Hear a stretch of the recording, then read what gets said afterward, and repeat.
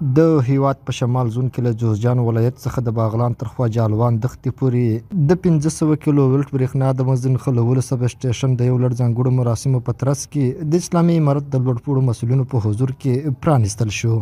د افغانستان د برېښنا شرکت د برنامو د تنظیم مسؤلین وایي دغه پروژه په درو برخو ویشل شوې چې لاقیني بندر څخه پیل او د کابل تر ارغندې سیمې پورې به وغځول شي.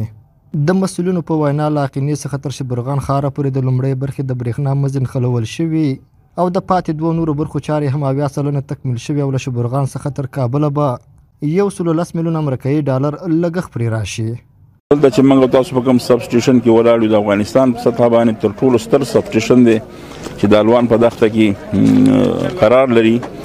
او دا لیان د ترکمنستان نه به افغانستان ته برق انتقالي انرژي به انتقالي. دا پروژه 3 لاټه باندې 3 لاټه دی تقسیم شوی ده.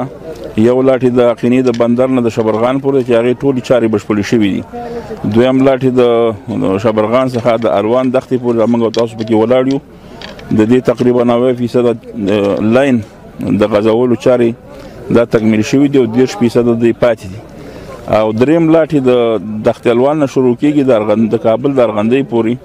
چې د هغې هم تقریبا 90% چارې تکمیل شوي دي او 10% د هغې کارونه پاتې دي. ورته مهال د رئیس الوزرا اقتصادي مرستیال ملا عبدالغني برادر اخوند وویل اسلامي امارت په دې هڅه کې دی چې په کور دننه برېښنا تولید کړي ترڅو د برېښنا د بیو کچه راټیټه شي او افغانستان په دایمي توګه د پردیو له احتیاجه خلاص شي. ښاغلي ملا برادر اخوند زیاته کړه چې د دې پروژې په بشپړېدو سره به هیواد ته د برېښنا په دې مزي کې د سلګونو میګاواټه برېښنا د انتقال زمینه برابره شي او له کابل څخه د هیواد جنوبي ولایتونو ته د غځېدلو مزو له لارې به د برېښنا انتقال تامین کړي چې افغانستان به یوازې د وارداتي برېښنا د قیمتونو په برخه کې په کلني ډول له 200 میلیونه ډالر زیات سپما ولري.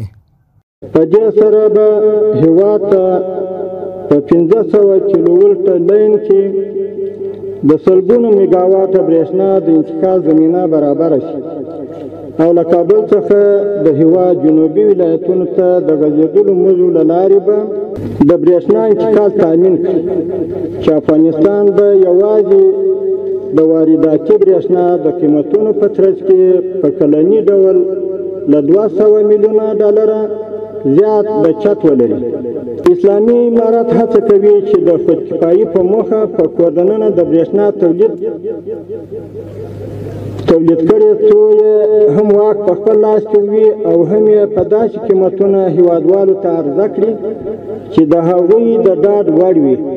بلخوا د اوبو او انرژي وزارت وزیر مولوي عبداللطیف منصور وایي د الوان دښتې تر ارغندې د دغې پروژې په بشپړېدو سره به د هیواد د شمالي ولایتونو د برېښنا د کمښت ستونزه هواره شي او ترڅنګ به ورسره جوخ د برېښنا نشتون له امله لسګونه غیر فعاله صنعتي کارخونې بیرته په فعالیت پیل وکړي. دغه برقو د انرژي د هر چا ضرورت زموږ صنعت کې به ډېر چټکوالی راشي. هغه فابریکې به فعالې شي چې موږ مجبور یو چې هغه فابریکې فعاله کړو ځکه زموږ د صنعت چې څومره مخته ځي موږ د بل چا له احتیاجه خلاصېږو. صنعتکارانو ته به دې ته ګټه رسېږي انشاءالله او یو ولایت ته نه رسېږي انشاءالله دا ټول نور ولایتونو ته به رسېږي. د اوبو او انرژي وزارت مسؤلینو په خبره له ترکمنستان هیواد څخه وارداتي برېښنا به پر کابل سربیره د هیواد 12 شمالي او شمال ختیځو ولایتونو ته برېښنا ورکړه چې له یاد برېښنا څخه به 6 میلیونه کورنۍ برخمنې شي. د یاد وزارت د مسؤلینو په وینا د دې پروژې په بشپړېدو سره به د افغانستان برېښنا شرکت وتوانېږي چې په کال کې شاوخوا 240 میلیونه افغانۍ عواید ترلاسه کړي او سربیره پر دې به افغانستان د تاجکستان او ازبکستان د برېښنا له انحصاره خلاص شي. امان الله عادل، حریت رادیو، مزار شریف.